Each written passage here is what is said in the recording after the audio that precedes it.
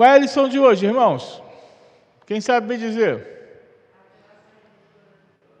Oi? Número 2, a graça redentora de Cristo. A irmã Eliane Alice falou ali, né? Foi a senhora que falou? Então, né? Então vamos abrir lá a carta aos Hebreus, capítulo 9, dos versos de 11 a 15. O presbítero Tiago ficou observando se eu ia ou não tirar o óculos para ler, né? Não vou tirar o óculos. E vou ler na Bíblia, hein? Vou ler na Bíblia. Versos de 11 ao 15. Carta aos Hebreus, capítulo 9, versos de 11 ao 15.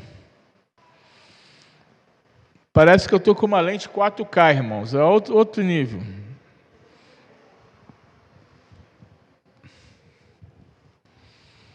Todos acharam?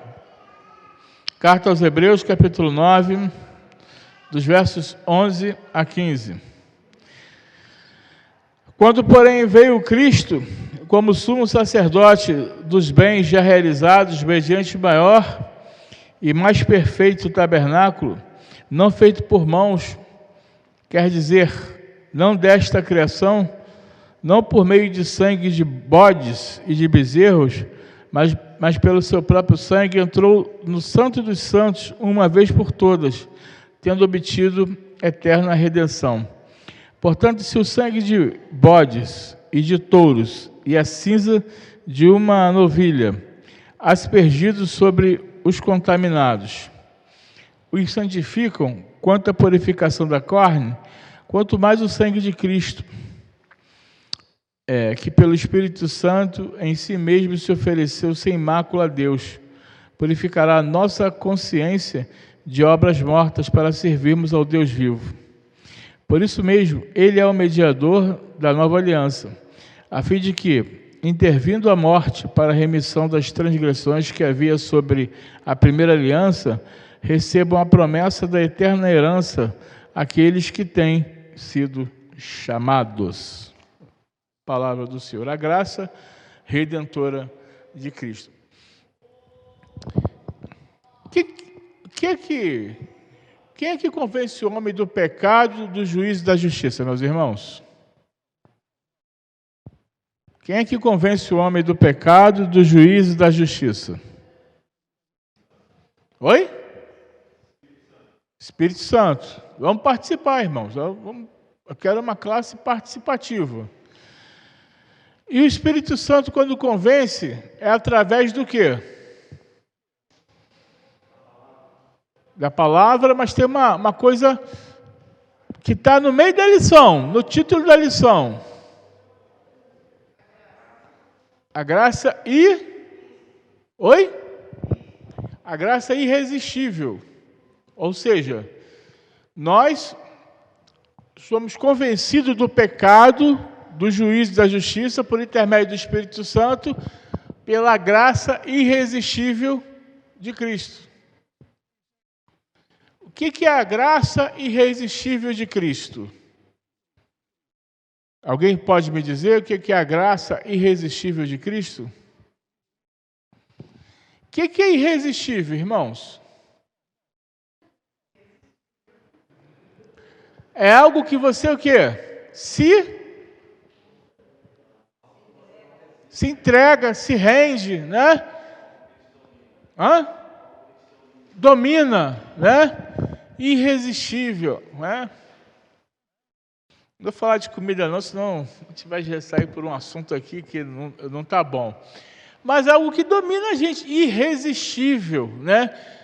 Então, algo que... E a graça do Senhor você não resiste ao chamado. O eleito do Senhor, ele ouve a voz do pastor e ele não resiste a essa voz.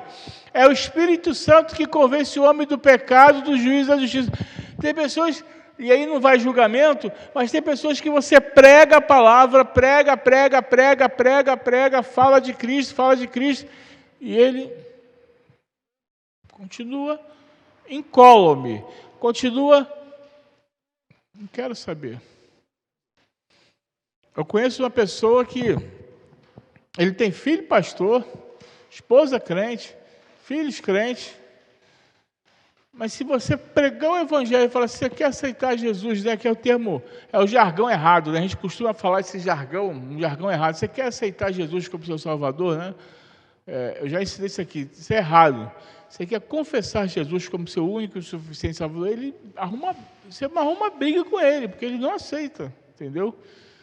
Você conversa de tudo com ele. Se você falar de Jesus com ele, ele não... E é uma pessoa maravilhosa, uma pessoa fantástica, um homem maravilhoso. Então, a graça irresistível, você não resiste, tem domínio, como o presbítero Hamilton falou. Você não resiste a essa graça. Então, a graça redentora de Cristo é o que nós vamos estudar nessa manhã. A graça, lá na introdução, a graça de Deus disponibilizada em Cristo Jesus cura, redime e vivifica. Ele mesmo declarou, eu vim para que tenham vida, e a tenham em abundância, vida em abundância. Eu venho para que tenham vida em abundância. Uma vida transformada, uma vida que renova, que vivifica, uma vida que transforma. No estudo anterior foi mostrado como se deu a entrada do pecado no mundo, bem como suas tristes consequências. Mas devido à sua infinita misericórdia, Deus não permitiu que a humanidade permanecesse definitivamente condenada. Providenciou um meio de redimi-la. O Redentor foi seu próprio Filho, como afirma Paulo. Deus prova o seu próprio amor para conosco pelo fato de ter Cristo morrido por nós, sendo nós ainda pecadores. Logo, muito mais agora, sendo justificados pelo seu sangue, seremos por ele salvos da ira. Porque se nós, quando inimigos, fomos reconciliados com Deus mediante a morte do seu Filho, muito mais, estando já reconciliados, seremos salvos pela sua vida. E não apenas isto, mas também nos gloriamos em Deus por nosso Senhor Jesus Cristo, por intermédio de quem recebemos agora a reconciliação. Romanos 5, 8 a 11. Quem pode abrir lá para mim? Fique em pé, leia, fique em pé e leia em voz alta. Romanos 5, de 8 a 11.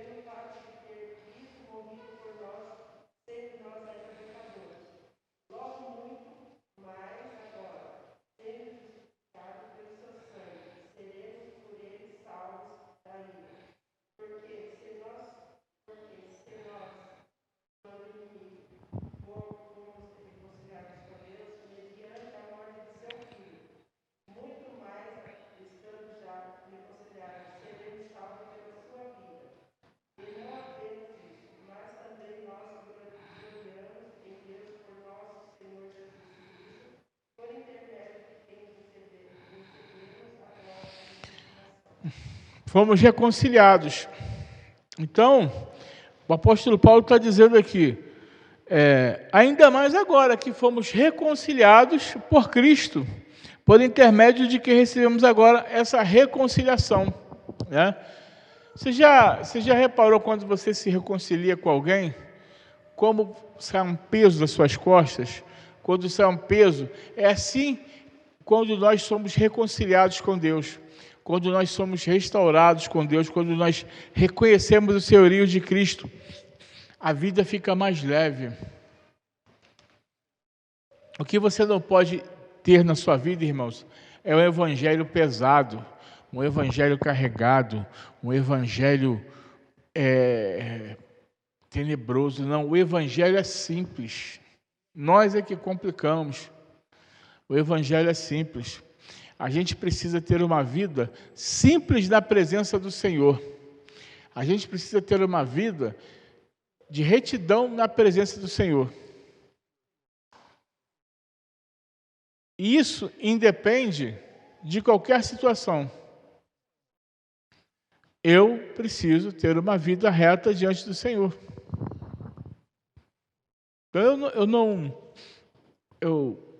É fácil ser cristão quando você se posiciona.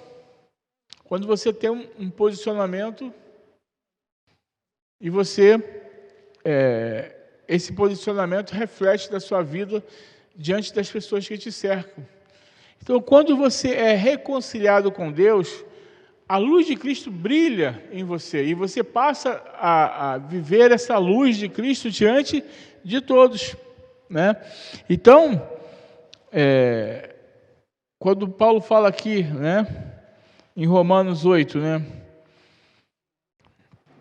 Logo, muito mais agora, sendo justificado pelo seu sangue, seremos por ele salvos da ira.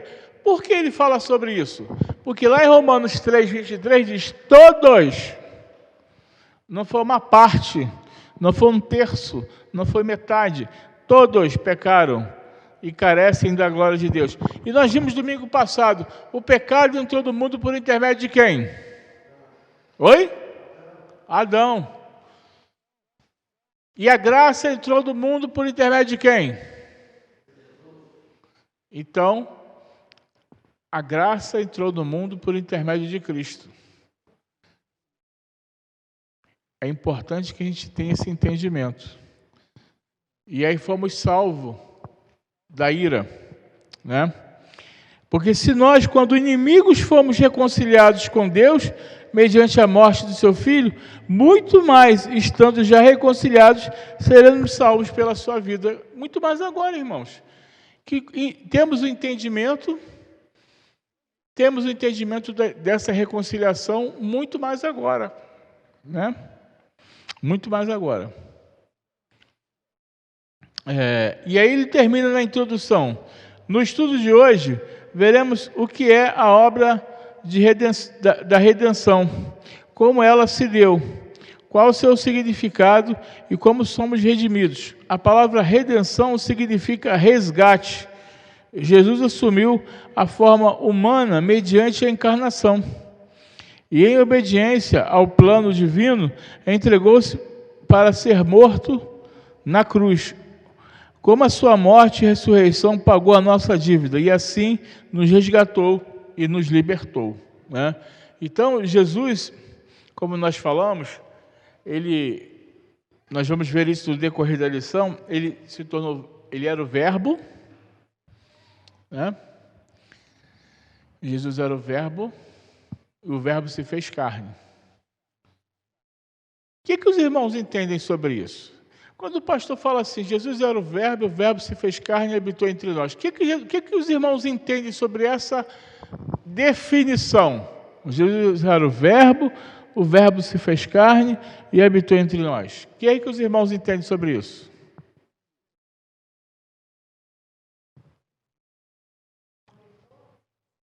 Não. Oi? Não.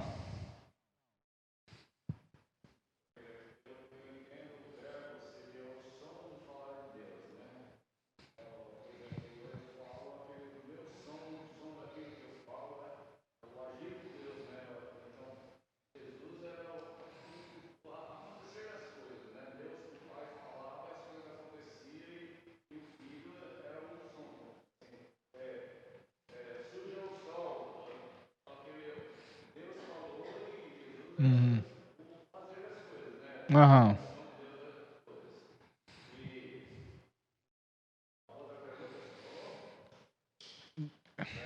Se fez carne e habitou entre nós.